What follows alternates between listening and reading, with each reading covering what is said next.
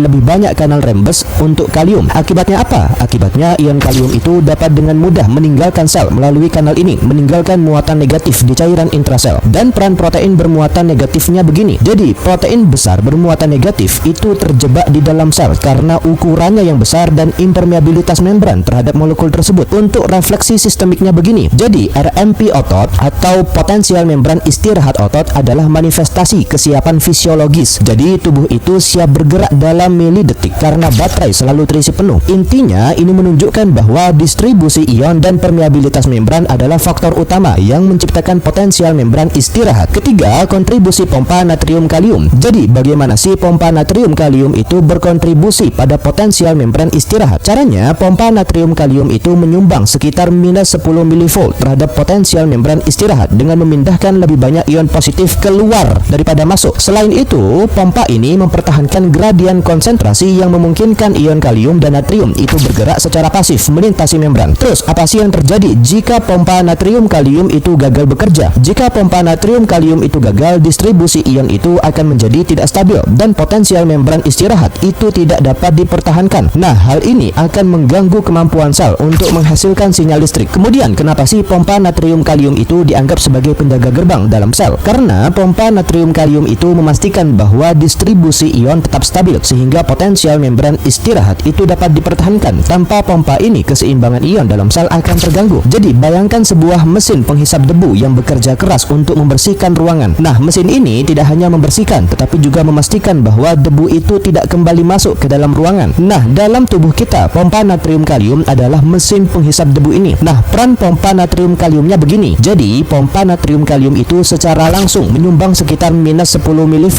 terhadap potensial membran istirahat dengan memindahkan lebih banyak ion positif keluar daripada masuk. Nah, selain itu, pompa ini mempertahankan gradien konsentrasi yang memungkinkan ion kalium dan natrium itu bergerak secara pasif melintasi membran. Lalu, contoh dalam tubuhnya, tanpa pompa natrium kalium, distribusi ion itu akan menjadi tidak stabil dan potensial membran istirahat itu tidak dapat dipertahankan. Ini akan mengganggu kemampuan sel untuk menghasilkan sinyal listrik. Untuk refleksi sistemiknya begini. Intinya, ini menunjukkan bahwa potensial membran bukan hanya untuk eksitabilitas, tapi juga untuk regulasi metabolik yang menghubungkan nutrisi dengan sinyal listrik. Intinya, ini menunjukkan bahwa pompa natrium kalium adalah penjaga gerbang yang menjaga keseimbangan ion dalam sel. Keempat, efek perpindahan kalium dan natrium. Kenapa sih efek kalium itu lebih dominan dibandingkan natrium dalam menentukan potensial membran istirahat? Karena membran plasma itu lebih permeabel terhadap kalium daripada natrium, sehingga kalium itu dapat dengan mudah meninggalkan sel melalui kanal rembes, meninggalkan muatan negatif di cairan intrasel. Di sisi lain, efek natrium itu